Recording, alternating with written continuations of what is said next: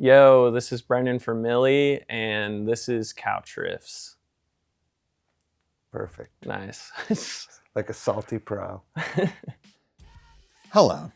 It's your pal Mike Squires, and this is the Couch Riffs Podcast, episode number 291. 291. And my guest this episode is Brendon Dyer, the front person for Millie. Brendon is a Los Angeles transplant by way of Connecticut and Philly and New York. And I think, he's lived a bunch of places, finally landing in LA and seemingly doing just fine for himself now that he's gotten out there. He's got an interesting musical history. Millie is a band that I really enjoy. They sound shoegazy and heavy and melodic and, like the old people told me in the 90s, hey, that reminds me of the music I listened to when I was your age. And it's cool music. I really enjoy it. For my friends in Seattle, Millie will be coming back through town on December 3rd, playing at Madame Lou's, which I just heard is going to close down at the end of the year. So, a great opportunity to see the band and to get yourself into Madame Lou's and help celebrate that place while it still is happening. I really like that room, so get down there and support Millie. They have dates up and down the West Coast around that trip to Seattle as well. The band was on tour with Militarie Gun at the time of the recording of this podcast. They must be home by now because it's been a couple weeks. So, I hope that you enjoyed this conversation. I had a great time talking with Brendon. If you are enjoying the Couch Riffs podcast, as always, I warmly invite you to support us on Patreon, patreon.com/Couch Riffs. This place comes together because of Patreon. I get to, live indoors because of Patreon. I can't speak more to the importance of it. So for folks who are already supporting me there, thank you so much. I appreciate you. I love you. For folks who are considering it, now's the time. Thank you so much. Let's see, what else? That's it. As always, don't forget the golden rule. Treat people the way you want to be treated. It's not that hard. It's really easy to be kind or to consider multiple perspectives. And right now, more than ever, I feel like the world could use that. So consider that next time you find yourself getting upset with someone else. Don't be a dick. Brendon, welcome to the Couch Riffs podcast. Thanks for having me. You are on tour right now. You guys are playing Tacoma tonight? Yeah, at Real Art. Uh-huh. Yeah. Great. Have you been there? I don't know it. Okay. I don't know that many venues in Portland, to be honest. I know the Airport Tavern, though I've never actually been there.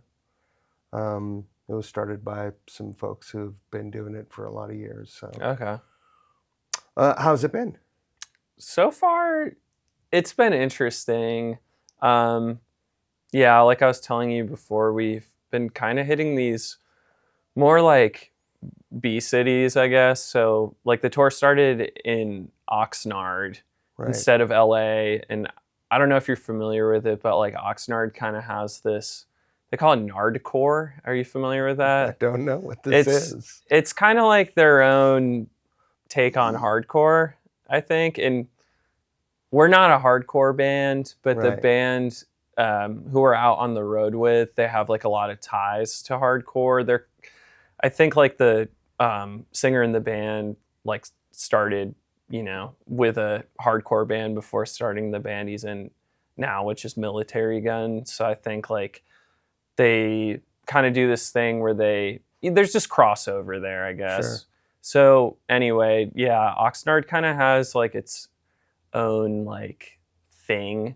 So Nardcore is funny to me. Yeah, it's an interesting name, but yeah, it's pretty like die hard there in like a niche way. I guess there's some band called like Dr. No that Yarden, who plays bass in Millie, was telling me about, but I think that they're kind of like, I don't know, I could be wrong. I think that they started that or something like a long time ago. But anyway, all this to say, yeah, the first show was in Oxnard. I think it was kind of to just like tap in with like a different kind of scene of people. So, and we're not a hardcore band. I think, you know, we have some heavy riffs, or like we can, you know, bring it, but like it's definitely like interesting playing to people that are more into hardcore music and trying to like win them over every night. That's a great challenge, and that's a thing that will make or break your band. Yeah, 100%. definitely. It's funny because like we've done this sort of thing before. Like last year we went out on the road with this band called Fiddlehead, which are also like, they come from hardcore, but this band that they're doing, while it's like hardcore influence, it's like more melodic, the same way that Militarie Gun, who we're out with now, is. So it's like our bands could exist together and there's a lot of like crossover. So it's not totally like jarring for like an audience member to see us like opening for them. But at the same time, it's like there are some like evident like differences, especially because like I'm not like screaming or anything like that up there. I have a very skewed idea of what hardcore is because I'm old. It's also a umbrella term, I feel like, at this point, right? I mean, what is it? What was hardcore in the 90s was not hardcore in the 80s. And each decade since then, it just changes more and more. Yeah, I don't even think I know what 90s hardcore would be. Like, when I think of hardcore, I just think of like Black Flag or like Minor Threat, like that kind of stuff. Yeah. That, to me, is hardcore. Mm-hmm. Still, you know. Yeah. And so when I hear what is, you know, but again, that's a symptom of my oldness. Yeah. Whatever. I'm fine with that. Okay. Speaking of my oldness, let's talk about you. Where are you from? So I was born and raised in Connecticut. Where at? Small town. Well, it's technically a city. It's called Bristol. Mm-hmm. So have you heard of it? Does I believe I've been through. If you've played a show in New York and then played a show in Boston the next day, you may have gone through if you took the 84. Right. Which, yeah, runs through. I've driven from New York to Boston many times. Okay. Playing shows or working. I lived in New York for a while. Okay, then yeah, you might have just passed by, but I guess like our big claim to fame is like ESPN is located there, which is kind of random. I've never like looked into why it's there, but yeah. Just where it started. Yeah. So yeah, I grew up there, and when I was 19, I moved out and I moved to Philly, and I was there for like 6 months, and I gave that a try, mostly because at the time I was, you know, pursuing like a different band than this current one. And, you know, we kind of grew up like booking our own tours and like meeting bands that were kind of doing similar things as us. And a lot of the bands we were friends with just lived in Philly. So it kind of seemed like a cheap, like cool place to be. Because as you can imagine, like Connecticut, it was a nice place to grow up, but like doing anything like creative there, like, you know, it's hard. You just gotta you have to be in like a major city, you know? Let me ask you this. Now that you have left the East Coast, though, because you live in LA, is that right? Yeah. There has to be some element of how close all the cities together are on the East Coast that you miss. Absolutely. Especially from the touring perspective, because, Yeah.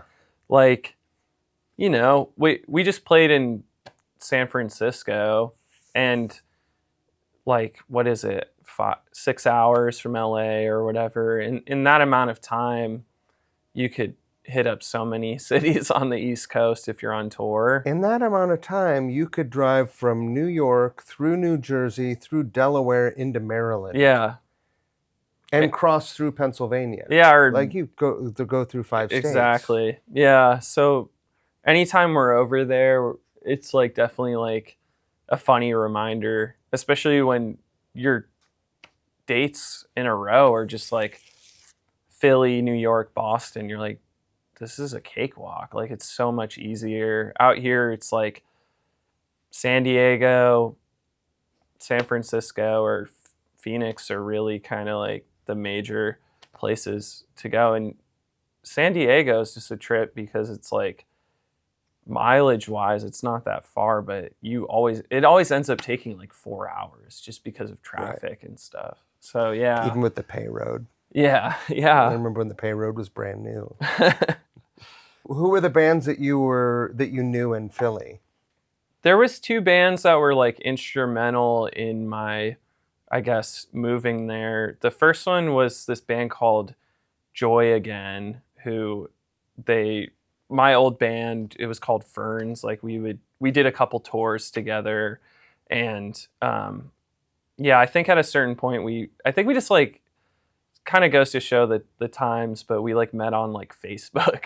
Right. And like, it was kind of one of those things where like seeing what they were doing, both like between, you know, the records that they were recording themselves and like putting out on Bandcamp and stuff, and then also just like the shows that they were playing, it just kind of like aligned with like where we wanted to be. And I think there was like a mutual respect thing. And then there's another band called Blue Smiley, that were Philly based, but the singer was from not too far where I'm from in Connecticut, and he actually was the one that got me to move to Philly, because he was living in like, you know, a giant house, and like a room opened. And it's so funny, even thinking back then, I was splitting a room with my best friend at the time. Like, we just put like, you know, 2 twin beds in there, and I think I was paying like $230 a month, or maybe $200 a month, something like that, for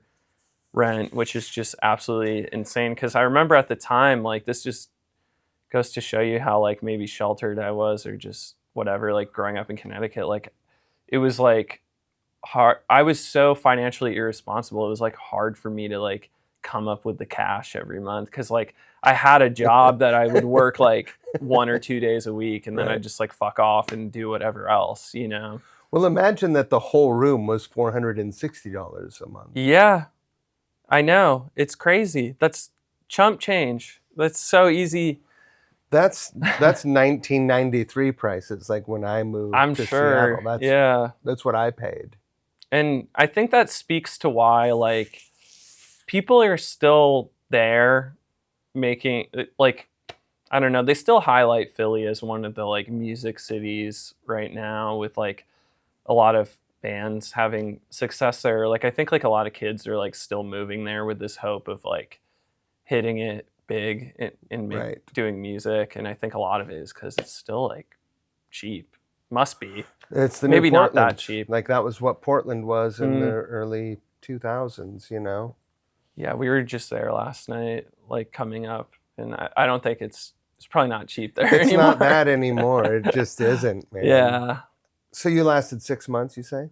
Yeah, which is like honestly kind of comical in hindsight. But I was just like I don't know. Yeah, like I guess I was like saying, I definitely just, I was like a late bloomer, I think, like with maybe like maturity or something. Like, I feel like, because after Philly for 6 months, I moved back in with my parents, which is just like, you know, the worst thing. Like, I love my parents, but like I feel like once you leave, you never want to go back because you made it. You know what I mean? And I think tail between your legs, right? Exactly. Yeah. But shortly thereafter, I actually ended up moving to Brooklyn. So I was like, because, you know, like I was saying, if you're in Connecticut, you're like, I gotta go to like a major city, and like Boston was definitely not where I wanted to be. Although it sucks. It you know, I'm like a diehard Red Sox fan, but I hate going to Boston. Right. Like, I really don't like it there. And we play shows there still, you know, every other tour or whatever, and it's just never good. It really bums me out going there. So New York was like way more like a logical choice, I feel like. And also totally cheap. Would you share a studio apartment with your whole band? And Yeah. It was like $4,000, right? I got lucky, kind of like the Philly scenario, where I moved into like an apartment that had like a lot of people living in it. So, but rent was definitely not $400 there. I think it had to be $1,000 for the room I was paying for, or like something like that. Which still, like, now I'm like, oh, that was kind of cheap. Where were you? I was in Bushwick, which, you know, for what it's worth, if we're on the L train, I was right before Broadway Junction. Like, I was kind of like deeper on there. Like, I wasn't off, like, you know, more of the stops closer You to were like by Roberta's or something. Right? Yeah, but it was fun there. But again, I feel like I only lasted 10 months there. Like, Right. the speed of the city was like, wait, it's a cliche, but it really just was like a hard place for me to adapt to. It is a pretty hostile environment. And you have to be ready for it if if you're going to do it. Yeah, I mean, you nailed it. I got chased by these guys one time when I was coming home from work. Like, I was on my bike and they ran after me with one of them had a bat, like a wooden bat. Sure. And I just think it was like wrong place, wrong time kind of thing. Like, but I didn't get, they only chased me for like a block and then I was chill. But like, that alone, like, fucked with me, honestly. It was between that and I had a roommate who got like attacked waiting for the train by someone. And I was like, I'm too soft for this. When were you there? That was 2017, so I was 21. Right. And I think that too, like, again, kind of just like playing into like, I don't know. It was the cliche, like putting. Where did you work at when you were there? Whole Foods. Which one? The one in like Williamsburg off like Bedford Ave. What department were you in? I was a grocery associate or whatever. So I was. What does that mean? Stocking all the shelves. Yeah. We might have shared an aisle. Yeah. You would go to that one? Sometimes. Yeah. Where were you living in New York? I lived in South Williamsburg, like South Fifth. Okay. And Hooper. Yeah. And then after that, I lived in Carroll Gardens. I'm not even sure I know where that is. Carroll Gardens is like G train. Okay. And is it G? Yeah, it's on the G. That would take me up into Williamsburg. Okay. Or there was what is it? The C would get me over into the city. Okay. Yeah. A C. Anyway, it was great over there, but also kind of dead. I also didn't really love living there. I tried really hard to love it. Yeah. But it's hard. And playing shows is fucking hard. Yeah. There, it's hard everywhere, but there it's really hard. Yeah, I mean, there's so many things about it that people claim are convenient about living there, but like the show thing is so inconvenient always because, like, if I'm being real, I don't want to like have to use, the backlined twin reverb at the venue. Right. But like, what choice do I have? I'm not going to like cart my amp on the train. Right. So, and that's like a compromise right there already. Right. You know what I mean? I mean, I think that there are lessons to be learned in any one of those things where you're doing something less than what you want. Yeah. I maintain that New York is one of the greatest cities on earth. Yeah, yeah. But I didn't love living there. I like visiting. Same. Playing a show there when you're on tour and you have all your stuff, awesome. Great. Yeah. Parking fucking sucks. Yeah, yeah.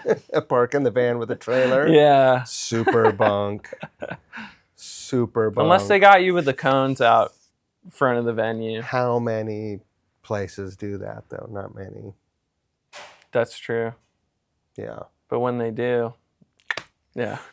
Did you have a band when you were there? Yeah, it was called Furnsss. It was the same band. Yeah, same band. And like, I think that was like a band I had started with like my brother and then these two other brothers. Like we grew up together, and it was one of those things where, you know, I wrote my first song in that band kind of thing. But, you know, you reach a certain point where your mindset kind of shifts from like the naiveness of being like, I'll never play in another band, like this is it, to like, this isn't really happening. Like maybe I should like pull back and reevaluate and like try something new, like coming around on that. So yeah. Your brother is not in Millie, right? No. We all kind of he lives in like Colorado, and and the other guys, they're still in Connecticut. And the thing with my old band is when it was coming to the end of it, it went through so many lineup changes. It was one of those situations where I think I ended up being the only constant because it was, you know, just, I think when you try to make something work, I'm sure you've seen this 1,000 times. Like because I'm old. Yes. Exactly. No, but you know, when you try to make something work and then like reality kicks in and it's like some people want to go to college, some people don't want to go on tour. Like you just kind of start filling in the gaps. But then after a while you're like, dude, like if there were a Wikipedia page for this band and it listed all the past members, it's almost like embarrassing. Like there's so many people, it's time to kind of like throw in the towel and like try something else. Maybe that's kind of what it felt like, you know? Right. So let's talk about Furnsss for just a minute. You start Furnsss with your brother and these two other brothers in the town of Bristol. Yeah. What instrument was your brother playing? He was also we were both guitar players. Okay, so the rhythm section brothers and the guitar brothers. It was funny enough. It was like Pantera meets Oasis. Yeah. Or, whatever. Okay. The Replacements. Yeah. Or something. Yeah. How old were you when you started that? Somewhere around like 14 or something like that. And it was one of those funny stories where like the drummer, he was the youngest, so he's 12 and we were playing shows, and he's a good ass drummer for a 12-year-old. So. And what were you guys are playing? It's rock music? Yeah, rock music, and like it was cool because at the same time we kind of started to write songs. The two other brothers, Nathan and Parker, the rhythm section, they I don't exactly remember where they got the idea to do this, but they both kind of got an interest in like audio recording. So they got like an interface and a set of microphones, and out there we both had basements at our parents' houses, so we just kind of like, more theirs than ours, but we kind of like decked them out with like, drum kit and everything, and like we're able to learn to record. We recorded all of our own music and kind of just like didn't go to school for it or anything, just kind of just learned how to do it using our ears, like the old school way, Right. Which was pretty cool. Yeah. And so did you guys release music, or were putting it up on Bandcamp, or? Yeah. This is post Facebook not whatever the other one was, MySpace. Yeah, we just missed MySpace, I think. So it was the time where you'd play a show and you'd ask people to like your band on Facebook, like, which is so funny. I mean, it just is. Yeah. You know? Because now we got evil Instagram. Well, you know, in 5 or 10 years, if we're all still alive, we'll look back and we'll go, man, that was cringy. What the hell were we thinking? Yeah. But you guys are doing it. You guys are asking people like, hey, if you're into this, please support us over here. Yeah. But, yeah, to answer your question, yeah, like the recordings are still, we have them on streaming and stuff. It's like, great. It's like funny. It's nostalgic, you know. We've like talked about getting back together and like playing like 1 or 2 shows, but never been the right time, I guess. When you listen to it, how do you feel compared to where you're at now musically? There's a amount of pride, you know, like it's a nice like what do you call it? Like a window into like my youth or something. Obviously, you know, it sounds like someone who's like learning how to write songs more than like finding who they are already as like a songwriter, and like some of the lyrics are kind of like cringy, but instrumentally there's some good moments. I'm definitely like overall proud of it, but yeah, it was just like we would take any show we could get because we were in, you know, we were in Connecticut. Fucking junior high school. Yeah, we would play at like I can't remember what it would kind of be like. You play on a farm, like outside, and people are just all sitting at tables, like, you know, having a beer or like eating like pizza. You know what I mean? We'd just be kind of like tucked to the side, and it would feel like the biggest day of your life almost. Like, I lived in the Hudson Valley after I left Brooklyn, and so the vibe in that whole greenway, which is people on the West Coast don't imagine anything on the East Coast being green, but that part of the country is particularly lush. Yeah, definitely. There are a lot of places like what you're talking about, like weird farm stands, like where you're driving down some road just off the highway, country road, you know, and there's like some fucking barn and it's happening. Yeah. Like it's happening. That's kind of just like, yeah, you just kind of have to take what you could get. Like that would be like a highlight for us, getting to play something like that. And, you know, we don't have merch. Like we're not, like people are not even like really tuned in that much, but just getting to like play, it was like between that and, you know, the classic, like we'd play their like high school thing every year, like stuff like that. But I think it started to transition from being like, I guess, this sort of cringe, like adolescent, innocent thing into like something that at least I was like, oh, I want to take this more seriously, was when we started to play house shows. And I think like once we started to play house shows, I started to see bands that were local that I was like, oh, like they're actually like really good musicians, and they're like influenced by these bands that I've never heard of before. And that like really left like a huge like impression on me. I think the more you play, especially if your head's in the, you know, if you're playing over in the corner of the happening barn and no one cares, and you have a bad attitude about it, then it's not doing you any good. But if you've got the right attitude about, you could fucking set up here and just play for me, and if you have the right attitude, it is a positive thing. Yeah. And it's, especially when you're a kid, when you're young, right? The more you play, the better, hope, knock on wood, the better your band is. Yeah.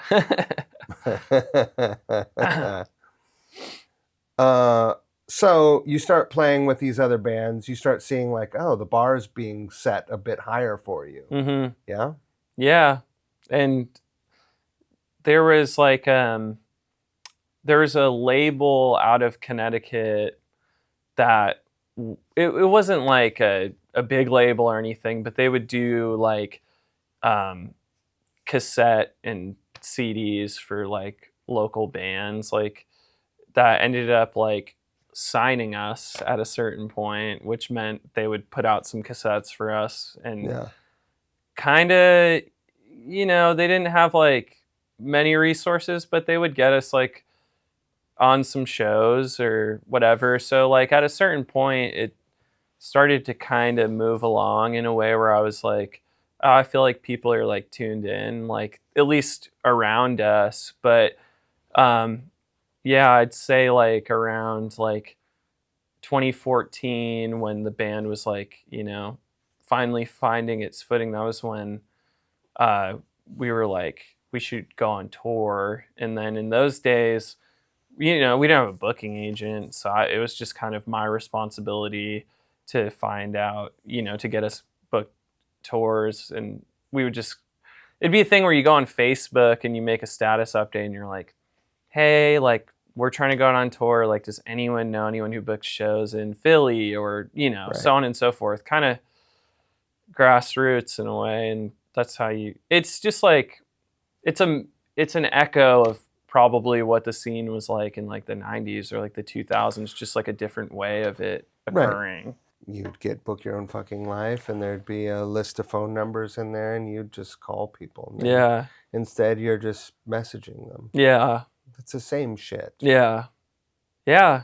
But yeah, and then throughout the course of that band, it was just like, in hindsight, I'm pretty proud of it. Like I booked our own full US tour one time, because before that we would just do like 10-day tours around like the East Coast and whatever. But I was lucky enough to book a full US tour with this other band that we were friends with. We just kind of like, me and the singer in that band, we just kind of like spent like 5 months just like tackling it. We had a spreadsheet. We're like trying to get this tour booked, and we ended up getting a whole tour booked. And of course you end up, some places were TBAs or like TBDs until we like showed up and they're like, you're not playing, like, or there's no show, or couldn't get it. But most of it did pull through, and of all places, we managed to get a show in LA, and I'd never been to LA. So I remember getting back from that tour and being like, oh, like LA's really cool. Like I really like the West Coast. Like there's such a different energy. And we played in Bellingham too, actually. And I remember that show in particular being like a lot of fun. But funny of almost full circle is we played in Tacoma at the place we're playing tonight, which is really weird. On your first national tour. Yeah, like first time. That was like, I think the first Washington date too was there. So it's really strangely full circle to go back there tonight. Yeah. Wow. Yeah. What was your impression of LA when you first got there? Well, you know how it goes. You're in a city for 12 hours. Right. So your impression is the neighborhood. Yeah, kind of where the show exists and then where you stay. And where was the show? The show was at a place that's actually still open called the Virgil, which I have not been to or seen a show at since. So I feel like in hindsight, maybe it was a bit random that we played there. But it's like kind of East Hollywood, Silver Lakey, like that area. So not pretty great part of town to visit. And definitely like a place that I find myself frequenting now as someone who lives there more or less. So I remember driving, we were taking the 5 south because we'd been in San Francisco the day before. And I remember like getting into LA. I think it's like, what my core memory is going on the 101 south and going kind of near where like the Hollywood Bowl is and all of that stuff. So and then cool. You come in and you just, it's so cliche, but you see like Capitol Records and all that stuff. And I'm like, wow, like we made it. Like we're really here right now. It's crazy. I still, every time I drive past that stuff, I'm like, yes. Yeah. And that is a dying industry. Yeah. I'm still like, oh. I'm totally with you on that. Like, I've lived in LA for like 7 years, but I still get I'm still living there intentionally, like I'm a tourist in the way that I'm like there's more stuff I still have to like experience. Like Right. I just went to is it Musso and Frank's, you know that place? I don't know. Okay. What is It's this? just like an old Hollywood, like I think like Sinatra would eat there. It's just like a kind of classic food spot. God, people are gonna be pissed if it's Frank and Musso's, but I think it's Musso and Frank's. That sounds right. But anyway, or I just went to the Hollywood Bowl for the first time. I saw Neil Young play there, and that was like such a sacred experience because I've always wanted to go to the Bowl, and it's never been like the right show or whatever. I almost went to go see like I think the Philharmonic was doing like Looney Tunes music, and that was almost what got me there. But I was like, nah. And then I saw Neil Young was playing there, and I was like, okay, I've never seen Neil Young, and he's only got so much time left, and he's totally a hero of mine. And I was like, this is the perfect show to go to, and it did not disappoint. I saw them here. On this same run? Yes. Yeah, dude. With the Chrome Hearts. Yes, yeah. What a fucking band. Yeah. And what a set list. Yeah. I've heard. Yeah, it was also my first time seeing them. Oh, no shit. And and I've been a fan my whole life. Right. And yeah, such a fan. And that show galvanized my eternal fandom. Same here. Yeah, I feel like it's cool. Like his band brought it. Like they're incredible musicians, and it's refreshing probably for him to not that like I know he's always gonna love like the Crazy Horse guys or whatever, but it's probably such a different energy being around these like younger guys that clearly like love the music that he makes and are so excited to get to like play it. Except for that piano player. Oh yeah. Who's like 1,000,000 years old. Yes. And it's like, I looked him up because I was like, who is this dude? And he's a dude that was in the Muscle Shoals house band, and he's on all these classic recordings, and he's like in the Hall of Fame. That's that studio, right? In like Alabama, yeah. Tons of. I recently found out about that place. I had no idea for some reason. Did you watch there's a documentary called Muscle Shoals? No, I've been meaning to. You should watch it. I have my old roommate, one of my friends, he has family in Alabama, and he told me he like took a day trip just to go see the studio because like a lot of his like favorite records were done there, and then it kind of spiraled out. I know like the Stones would like record there. Shit. Yeah. Loads, yeah. How is Millie born out of Furnsss? That's a great question. So Furnsss ended up we ended up calling it at a certain point. We were actually on a tour, and it's kind of like your classic story. Like we all just kind of got in a fight, like on tour, and it really ended kind of like dramatically. But in hindsight, kind of, like classic. Like it's a great part of like the tale of like being a musician. Did anyone fly? Did anyone get out of the van and not get back in? Yeah, yours truly. Wow. Oh, really? Yeah, I flew home. You flew home. Yeah, it was like that. And I think that they might have played a couple of the shows like on the way back and just like sang my songs. And it's all good now. Like, some of them live in New York. Some of them, I think a few might live out here. Or maybe they moved back to New York. But yeah. We'll like link up and kind of like laugh about it now because everything kind of happens for a reason. Sure. I actually don't think I would have moved to LA had that band not broke up, because the band broke up, and again, it was one of those things. I went back to mom and dad with like my tail between my legs, and I was like, I don't know what the next step is. Like, I got to figure it out. So I moved back in with my parents. I was like, I was still 21, almost 22.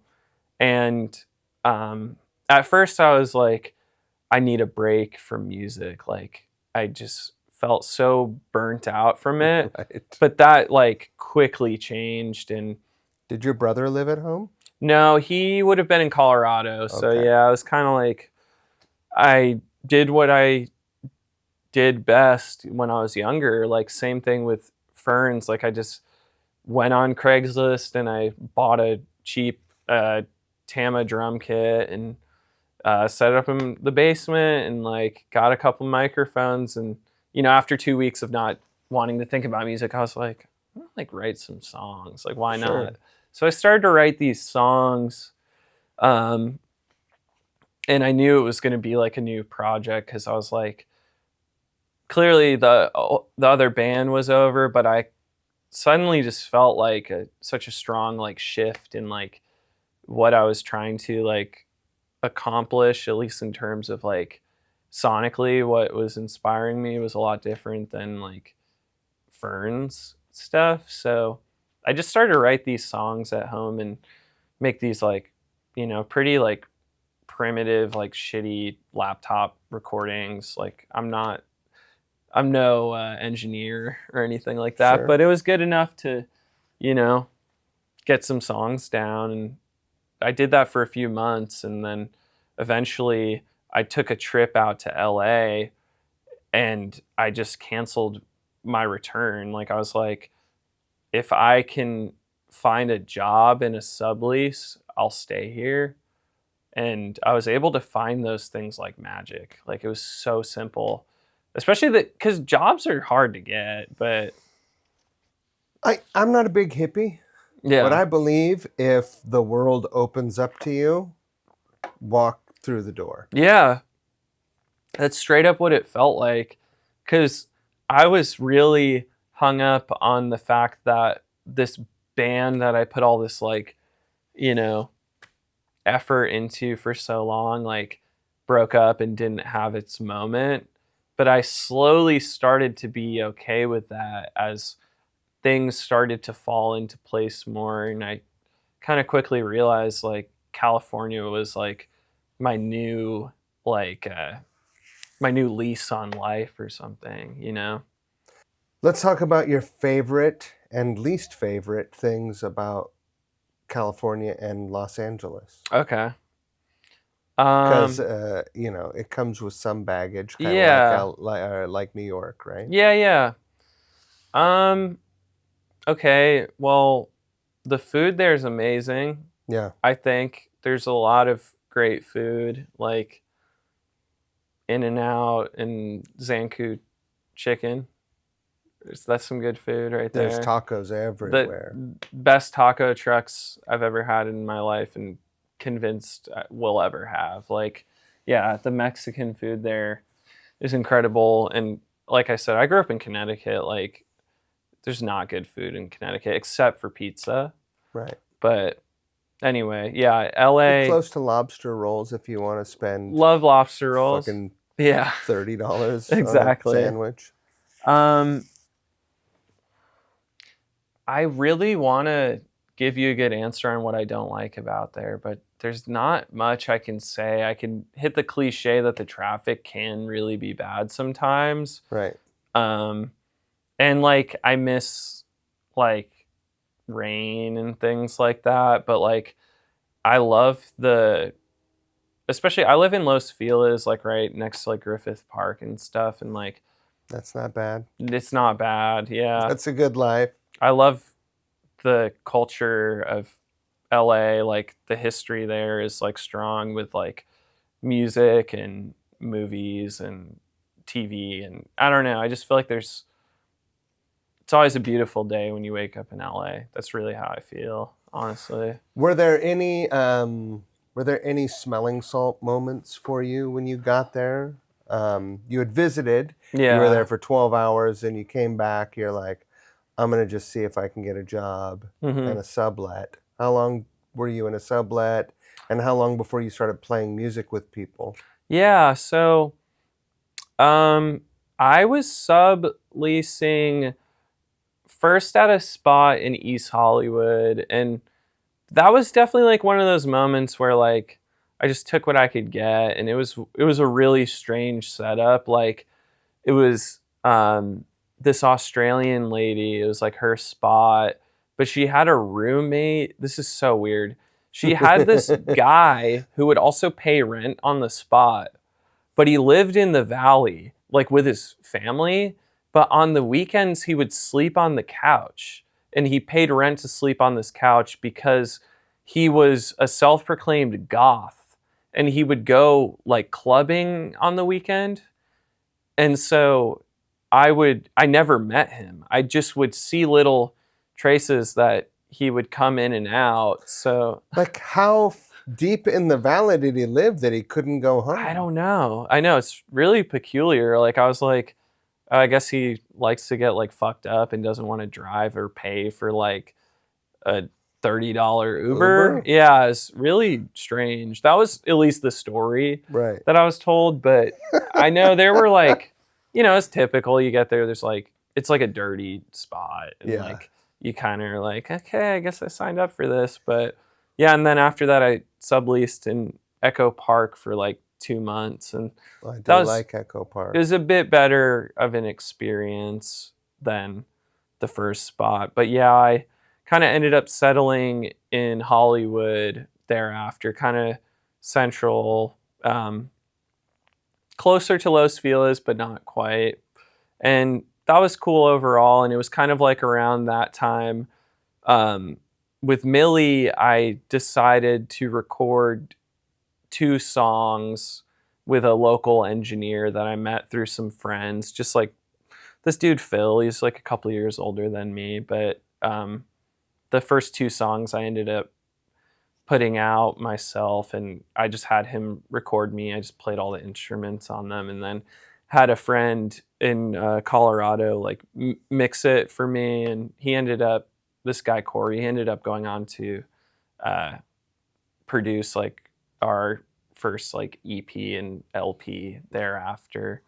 But yeah, it was kind of like that. I put music out, and my mentality the whole time was so different than Furnsss, where I was like, I'm just trying to enjoy this. Like, I'm going to put some songs out. I have no expectations for anyone to like latch onto it or anything like that. And like, I don't even know like when I'm going to play a show. Like, I don't. You don't even have a band. Yeah. I mean, I knew musicians slowly but surely.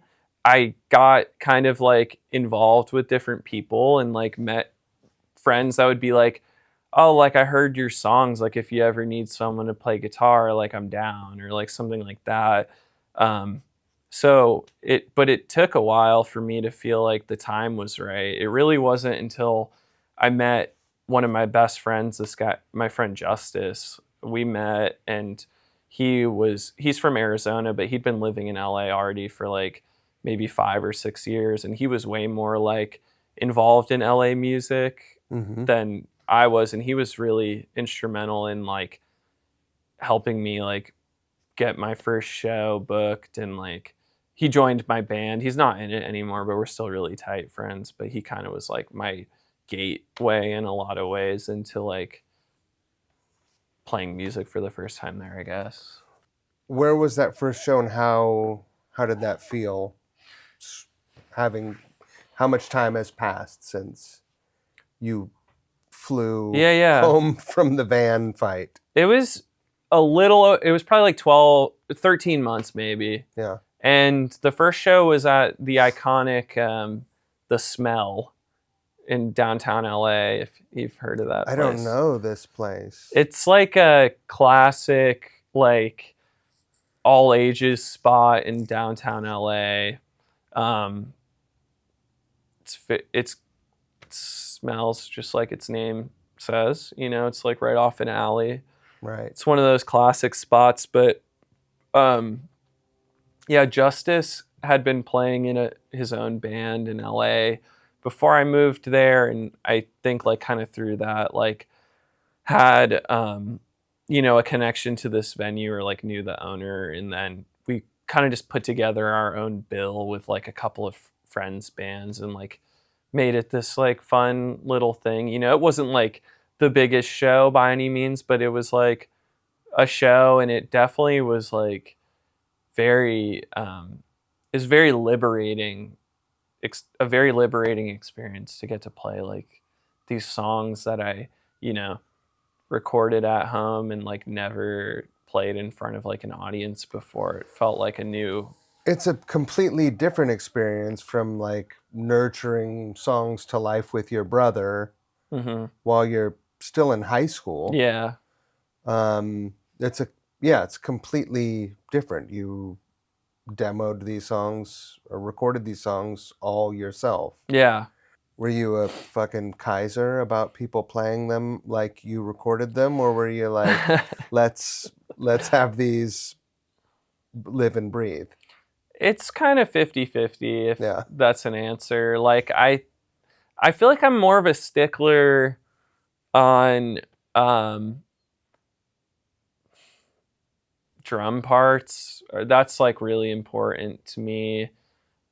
As long as the feel's right, you know, like, and I mean that on every instrument. Like I'm okay with like embellishments on guitar or like whatever, as long as it still sounds like the song and it doesn't like take it somewhere too crazy. Right, take it out of the vibe of it. Right. Yeah, so I think I was pretty chill about it, but definitely was like a crazy experience because it was, you know, I'm performing these songs with people I all had just met within the last like 6 months or so, versus like everything up until that point, it was like, oh, these are my either literal brothers or just friends that I've grew up with and learned to do a lot of things with together, you know?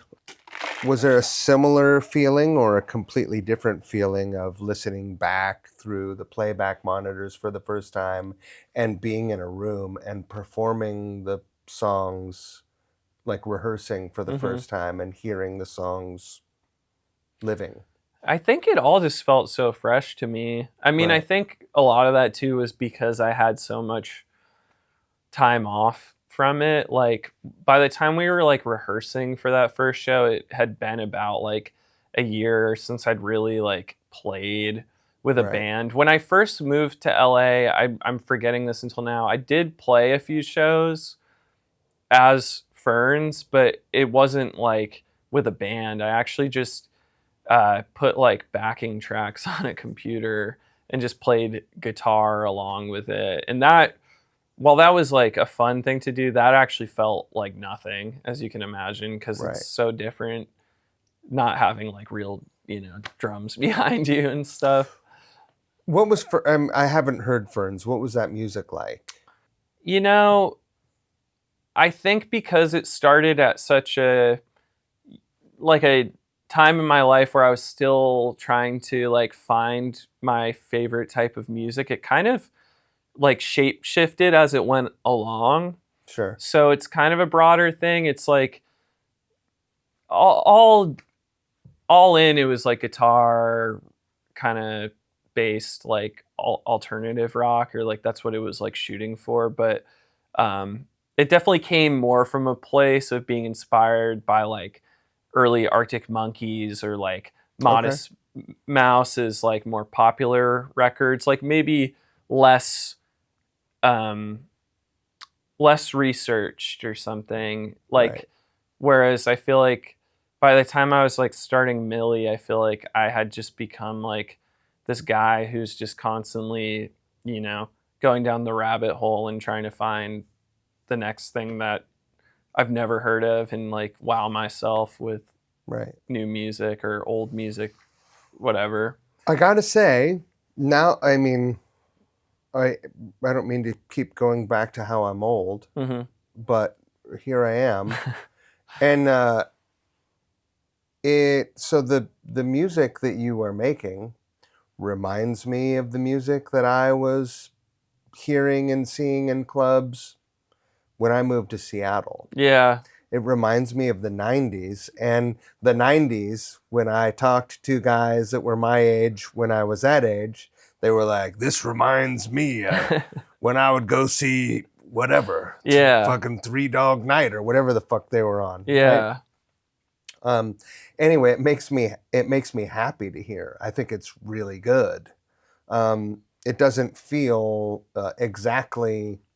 It feels somehow like Pearl Jam was a fresh take on whatever 70s rock. Yeah. This feels like a fresh take on 90s rock to me.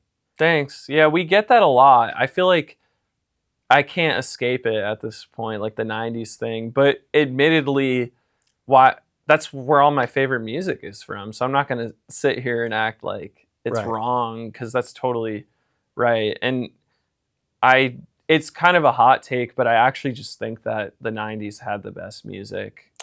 It's hard for me to fully commit to that considering the 60s and the 70s, but I think definitely coming from a place of what inspires the music I create, it definitely is most pulled from that era. Yeah, it's funny how the drugs of the decades inspired the vibe. Like, there was mostly cocaine and weed in the 70s, though some people were on heroin. And the 80s was pretty much all cocaine all the time. Mm-hmm. So there's a lot of happy music. Yeah. A lot of up. Yeah. And then the 90s, oh boy, it gets pretty dark. Yeah. Pretty quick. Yeah. But I do love that. You guys, let me ask you this. Mm-hmm. I love Swerve Driver. Mm-hmm. A lot of people love Mescal Head. Mm-hmm. I'm a 99th Dream guy. Okay. And you guys went and toured with them on their first reunion tour, is that right? I think it was their second one. Okay. Yeah. One of the early reunion tours. Mm-hmm. Were they on your radar before that? Yeah, I was totally a fan. Yeah. Got it. That was one of those things that really we just kind of like lucked out, where the label that we signed with was doing like their new records. So, and they had a tour and we just got like put on it. But that was like great. Definitely an awesome moment, because for me, I was mostly into Mezcal Head, but I liked the album before it, Raise, a decent amount too. And I can definitely say like they were one of many bands when I started Millie that was inspiring to me, because it was just like not music I would have been listening to and trying to, I guess, replicate when I was doing Furnsss at all. So yeah. What other bands were you listening to at the start of like Millie? Yeah. A big one that comes to mind is Yola Tango.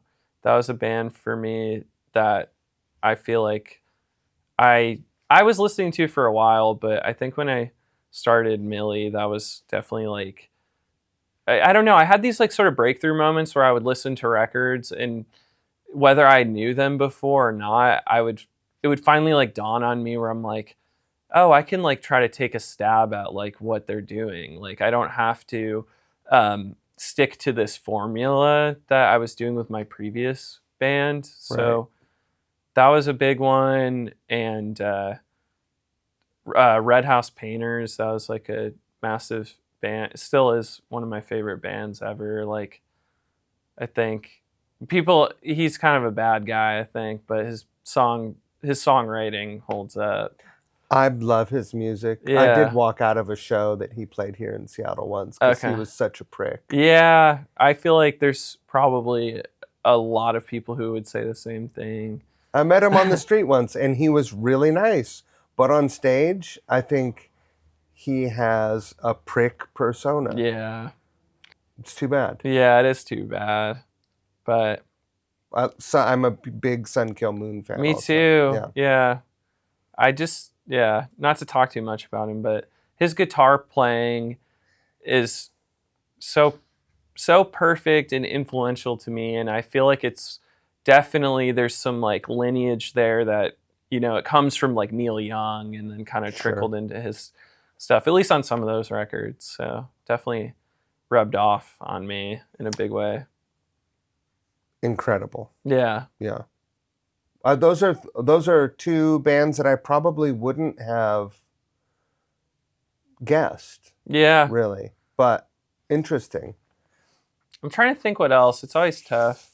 I think another big one is Failure. Oh. That band like has it definitely rubbed off on me a lot, and they're like an all-time favorite. One of the coolest bands of all time. Definitely. How long after that first show at Smelly's? Yeah. What's it called? The Smell? Yeah. Before did that lineup perform more shows? No, that was a one-time thing. Okay. Like a few of the people who were in that lineup stuck around, and then like a few didn't. Right. So, yeah. How long before you got signed? God, only like 6 months maybe or something like that after playing the first show. LA's been working for you. Yeah, it was really shocking. Honestly, right. I was like, damn, I've been trying to get this to happen for years with my other band, and then the second I stopped giving a fuck, it just happened. Right. So weird. But that goes to show you, if you put too much mental energy into something, and like it could almost like negatively right. And tell me how that went. Funny enough, I had only put out those 2 songs I was telling you about. That's all I had to show for. And we'd played one show, just the Smell show. And then our second show ever was in North Hollywood at this place called CIA, which is like this clown-themed bar. And whatever, we play the show, and then I get hit up like maybe a month later on Instagram, and it's this dude DMs me, and it's this guy, Jim Fairchild, who's like an A&R at the label we ended up signing with, Danger Bird. And but he was in Modest Mouse for like 10 years and has this band Granddaddy. Yeah. Right. So he hits me with a DM. He's like, kind of just like, hey dude, like, love your music. Like, would you ever want to like get together and like talk? Just something really simple. Like, we should like talk, whatever. And of course I immediately see all the like, like Danger Bird Records, like these bands, Modest Mouse and Granddaddy are both like big bands for me. So I'm like, yeah, what the fuck is going on? So anyway, it was really as like, well, he found us. Sorry, I'm skipping the part how he found us. He would go, at the time he was living in LA. He lives elsewhere now, but he was at his Trader Joe's, like his local Trader Joe's, and one of the dudes working there, I think he just was sort of friendly with, and I don't even know the guy's name, but shouts out to him for making this happen. He was playing that show, our second show, like his band was also on the bill. And I think that he had sent Jim, our A&R, like the flyer or something, or he had seen it somehow, but he just checked out all the bands that were on the flyer, and he checked us out and just really liked it. And then that's essentially how we got signed, because he saw our name on the bill and like checked the songs out and thought they were cool, and he hit me up to hang out, and he was just... You don't really know Trader Joe guy. Huh? You didn't really know. I couldn't tell you his name. Right. Nothing. I mean, I remember his band, but I don't think they're a band anymore. You gotta keep that guy on the Christmas card list. Yeah. Yeah. It's crazy. That's great. I know. So I'm drinking the Trader Joe's. Right. Shout out to TJ's. But yeah, that's kind of it. Like, Danger Bird was doing this thing at the time that they funny enough, they were calling it the Microdose series, where they would do like 2 singles for a band, kind of to test the waters. So Sure. we ended up doing 2 singles with them, and they just, we got along well, and it was cool. And not a bad thing when the label you're on is 10 minutes away from your house. You could go hang out. And at the time, it was really like, there's a lot of people. It was pre-COVID. There's like a lot of people in office, like kind of before people would want to work from home, even after the pandemic thing. So like, there's kind of this fun environment, like going over there and hanging out and stuff. So it was a really good time. But yeah, and then, as I remember it, it was something to the effect of they wanted to sign us, and I was down. Everything had been pretty smooth that up until that point, and they were offering this Swerve Driver tour, and I was like, let's do it. So within a year, less than a year since that first show at the Smell, we were touring the States, opening for Swerve Driver, which was like really, really surreal, honestly. That's a pretty great story. Yeah. I mean, I never had that kind of good fortune. I've had some good fortune, but I didn't have that kind of a quick, like it. It's funny. It probably doesn't feel that quick to you because it's a story that starts 10 years before. Yeah. Right. But as an oral story, it's like, it seems pretty quick. Yeah. The second part of the story is a lot quicker than the first part. I think that's probably not uncommon, though. You had already learned a bunch of lessons. Yeah. What do you guys have coming? Right now we're kind of trying to reinvent ourselves a bit, honestly. Like, we're finishing out this tour with Militarie Gun, and it wraps up in Colorado, and then there was another thing of sort of this like what do you call it, like right place, right time, or whatever, where it's this festival called Best Friends Forever Festival. Oh yeah. Which I think I saw you were talking to the guy from Minus the Bear. Yeah. And they're playing it too, which is really cool. But yeah, this tour ends like in a week or so, and then we have like a few days off. Then we're gonna play that in Vegas, which I'm really excited about, because talk about bands from the 90s and the 2000s that have influenced us. It's like most of the bands on that bill are like favorites of ours or mine or whatever. So it's kind of a big deal to us to get to play it. Will you be making another record? Definitely at some point. We just put a new single out like 3 days ago, or like on Friday. We put a new song out. It's called She? Yeah. Which I'm stoked on. As the songwriter, you always think like the latest thing you're doing is so different than everything else. So I like to think that, but it doesn't sound totally like out of place in like our catalog or anything like that. But it definitely feels like, what do you call it? Like a step in like a new direction or something. Yeah. Do you find that, because you're the band leader, you are Millie, yeah? Mm-hmm. Do you find that you're ever cheerleading people on to new material? Like people get sort of married to one sort of style, maybe, and if you ever feel like you're bringing in a new song and you're having to convince people that no, this is great, or are you still recording full demos and then giving them to them? Yeah, it's like with this song, I demoed everything out without drums, like just because it revolves around this bass line. So I did the bass line. I recorded bass first and then put acoustic over it and sang on it. And then we like fleshed it out more as a band. But no, I mean, however collaborative it might be now, I do think like, fortunately, there's a level of trust that they have in me, because I kind of started the band, or like have always been the primary songwriter, but also like I I know what they like, so I feel like it kind of is like both of those things at one time, like working, I guess. Yeah.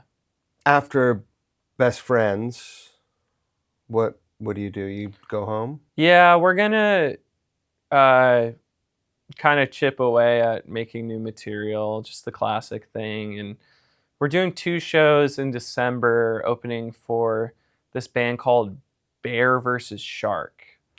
Oh yeah. Which I truthfully had never heard of, but they're cool, and I think they're doing like some sort of like an anniversary record. So we're just doing 2 shows with them, one in San Francisco and one in LA, and just trying to wrap up the year nice with a bow on top of it. And yeah, hopefully record a new record next year, once we have everything together. But yeah, it's kind of like become a thing where our catalog up until now, I feel like, has generally remained consistent in terms of like, you know, this songwriting formula of like quiet verses and then loud choruses and guitar solos and like, all the good stuff, everything that I like. But I feel like we're all itching to like experiment a bit more, which, sometimes that really can backfire and like ruin a band. But I'm going to be 30 next year, and I honestly had this like inner conversation with myself where I was like, I have to try to make the weird record, and if it fails, whatever, at least I tried instead of living in fear and doing like the same thing. It worked for Radiohead. Yeah, it definitely did. It worked for it's continuously worked for Flaming Lips. Yeah. No, it's true.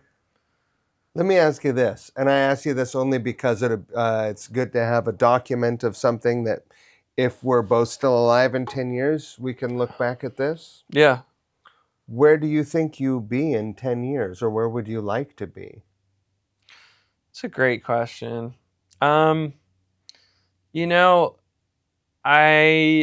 know I'll be doing music in some form. Whether it's Millie or something else, I'm really not sure, but I've always kind of kept the energy there that if somebody wanted to snatch me up to be their guitar player or their bass player, like, I'm open to it. I think music, if anything I've learned in the last couple of years with music, it's just that, like, success isn't, you can't measure your success, and it's not linear, maybe like it used to be. And I think music should be overall like a fluid thing where you should be open to new shit and new experiences. So I just want to continue on like my path as like an individual, and maybe Millie's making records then and we're doing really fucking good, and I'm open to that as much as I'm open to doing something completely different. Maybe your avatars are projecting all over the globe. Yeah, who knows? Yeah. Performing projections everywhere. Exactly. Or what's that place in Las Vegas that people play shows at? Oh, the Globe thing. Yeah. Maybe you're headlining there. Exactly. Yeah. Who knows? It's a pretty weird time for music, I think. Yeah. And it has been for 25 years, but it just keeps getting weirder and weirder and weirder. Yeah. There's almost too much, in my opinion. It's fine. I think that there's a lot of music, I don't think is a restrictive to good music. That's true. I think it's static, but yeah, people with the right antennas pick up the right frequencies. Yeah. I try to hold on to that sort of thought, but I don't know. Sometimes it's rough. There's definitely some bad music out there that's also there's a lot of shit music. Well. Yeah, but it's been that way forever. Ever. Yeah. Ever. It's unavoidable. since the 50s. Yeah. Fucking Pat Boone. Like, what the fuck with that? I don't even know if I know what that is. Really? Yeah. Do yourself a favor. I'll throw some on, yeah. Yeah. Pat Boone. He's just like, he was the industry's answer to rock and roll. Okay. So he would sing like the dangerous songs, but he was like clean cut. Oh, I think I did see something about this in like a like I was telling you, I've been on like a Beatles kick, and I think I was seeing something about probably him. sang the Beatles songs. Yeah, but his hair didn't go over his ears or whatever. Right. You know, so he was like safe. Yeah. And he wore a suit, and he was like, you know, so crazy. Probably he was God fearing, and he was like, God damn it, he was American. Yeah. He made a metal record in the 90s. Like where he sang I would love to metal check songs. that out. It's absolute shit. It's so crazy. It's almost great in its shitness. Yeah. Absolute shitness. I think that'll get the band stoked. You know, I'll put it on in there without telling them and just see how they react to it. That might have been one of his last records. I don't know if he did one in response to the 90s or not. But that would be interesting. And yeah. Also, what would it have been? Maybe some like Limp Bizkit or probably not. Probably way too blue for this fella. Okay. Yeah. For sure, way too blue. Well, I hope you guys have a great show tonight. Thanks. I really enjoy your music. Thanks. Keep listening. I hope that you will let me know whenever you're playing in the area. Yeah. I'm not going to make it tonight. You don't want to go to the hardcore show? I mean, is it Black Flag? No. No. We'll be back. We'll play at what? Do you like any venues out here? I like all the venues, all the great venues. Okay. Yeah, I mean, you know, Don has connections everywhere too. I want to thank your friend and mine, Don. Yeah. Robertson. Shouts out Don. That's my guy. What a guy. Robertson. Yeah. The doctor. Dr. Robertson. I wish you the best of luck. I hope may the intolerant energies that try to pull you away from music never succeed. They shall not. Music's good for you. Yeah, surely. Thanks for having me.